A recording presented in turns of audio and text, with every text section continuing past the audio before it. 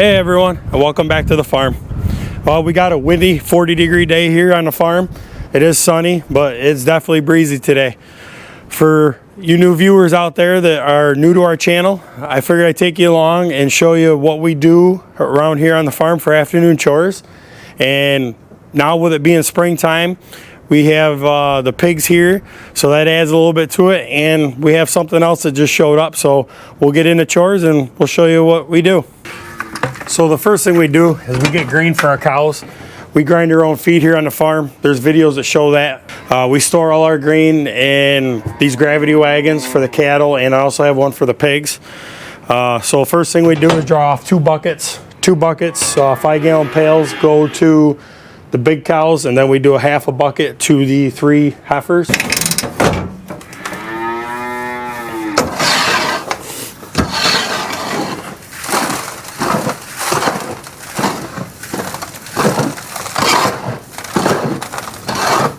Well, now we got one bucket full. Fill up the other one.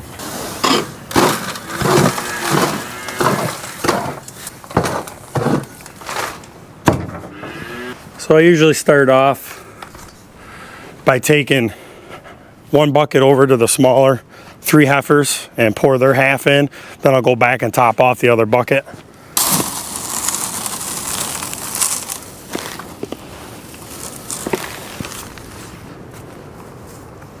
So now I split these 2 buckets up pretty evenly. One whole bucket goes in the big trough, and about half of this one goes in the big trough. And then I leave about half for the small trough. And usually the big one, 2204, he's gonna make a liar out of me, but usually he goes in there and eats out of that one. Well, now that the cattle are all grained, we won't hear a peep out of them for the rest of the evening. They seem to know what time of day grain needs to come, and they remind me every day until I feed them. So a few weeks back, I got out our system of garden hoses because I was looking at the weather forecast, and it was supposed to stay above freezing for quite a while. So we just basically have, hundreds of feet of garden hose that we stretch out around the property to water our animals. This up here by the top of the barn here is a central location to do the large cows, the 3 heifers, and the pigs. So this seems to work out pretty well up here.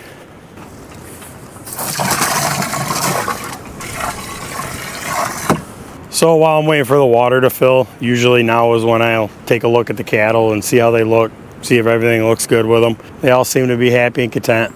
Looks like they're going to need a round bale. Probably end up having to do that tomorrow.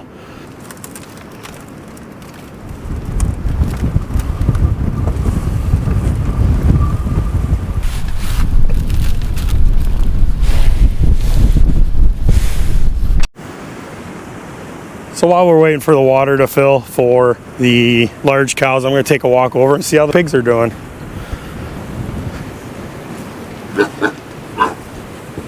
Hey little pork chops, how are you? Looks like you're all full of energy. Let's see how their feed looks. Yeah, looks like they could use some more.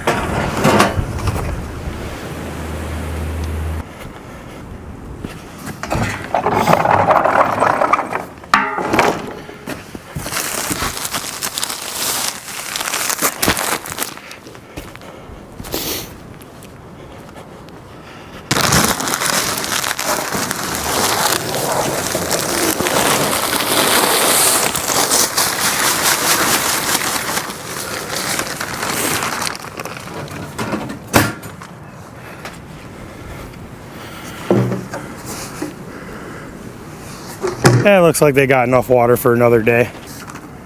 Well, it's not going to be long, and I'm going to let them have the whole run. Looks like we're going to have a decent stretch of weather now. So, and they've settled in pretty well. They're getting pretty used to me. So I'm really not too worried about them trying to get out of here. So the electric fence is good and hot. So probably in the next day or so, we'll take this enclosure down and let them have the run of the whole thing.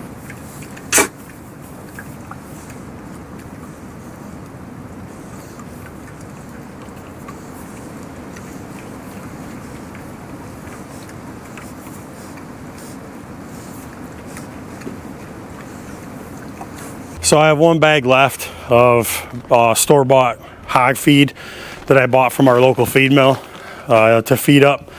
So we'll do that here in the next day or so. And then I have everything here to grind our own feed and use the gravity wagon. So that's something that we're gonna get done here in the next day or so. Look at that, perfect timing. I'd say she's full.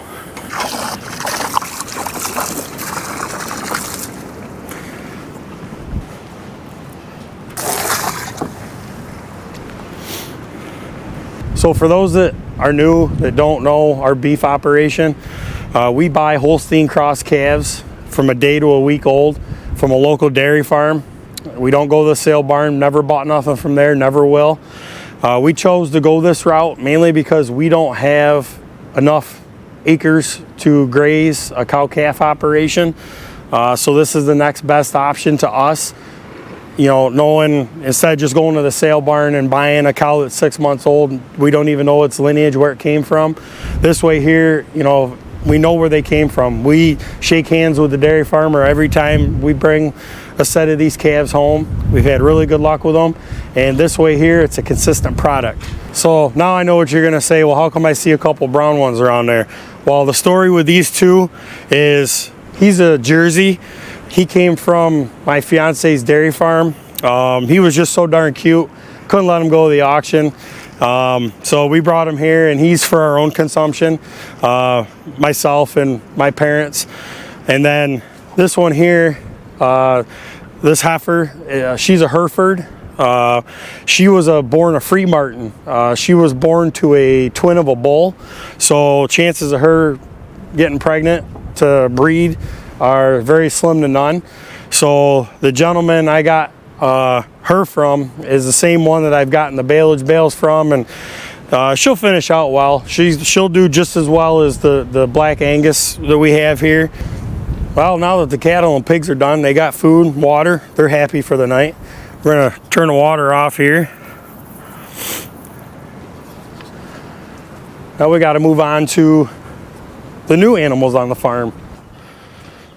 Well, let's see how our new little ones are doing underneath their blanket.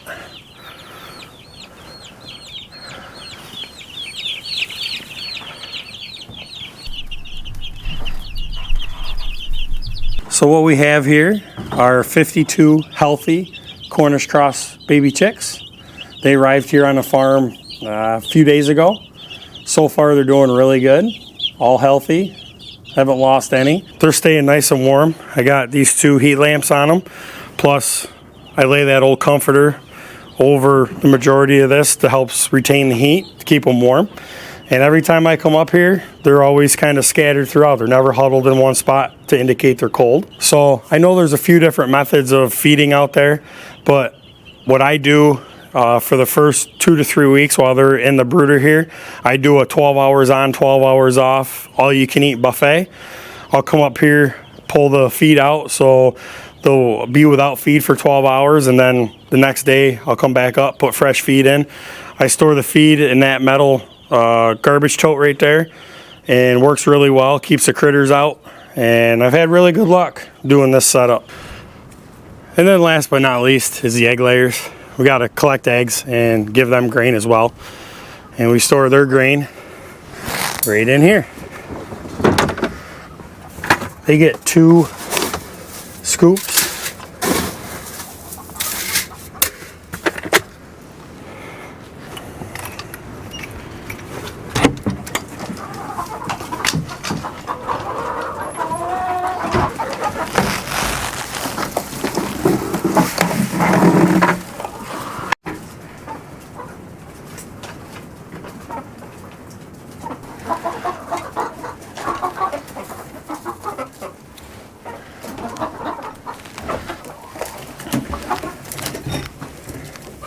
And then inevitably, the ones that are still in the box like to peck at your hand every time you reach in for an egg or two.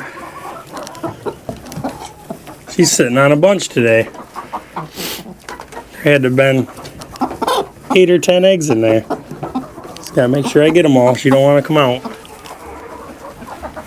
You're a broody little hen, aren't you? Yes, you are.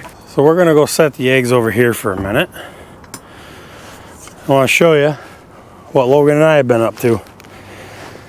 So in the last video we did a ditching project and my voice wasn't really up to talking, so it was mostly just a watch me work video. But we got the drainage pipe in and I gotta let this settle a little bit, but I went through with a tractor and smoothed it off a little bit more. Then we came over here and we used a blade on the excavator, and there was a knob in this area. It's kind of a mound. We peeled that off and brought it down over here to fill in this low area here. So now it's pretty smooth. We got a little bit more work to do up over here. So that's an afternoon around the farm when it comes to doing evening chores. Really the only thing that's different in the morning is we do water as needed. It's not necessarily needed every time, so each animal has a different case as far as, you know, when they need water. The cattle don't get grain in the morning, so it's basically just making sure they got hay and fluff the hay up a little bit for them. But other than that, the broilers, for right now, you know, 12 hours on, 12 hours off. Once they go out into the pasture box, then they'll get grain twice a day. I weigh it out and they get a certain amount as they grow. And then the egg layers, same thing. You know, they get 2 scoops in the morning, 2 scoops in the afternoon. So that's about how chores go around here on the farm. So if you like the video, give it a thumbs up. If you like our channel, we ask you to subscribe. And with that, we hope you have a great day. We'll see you next time.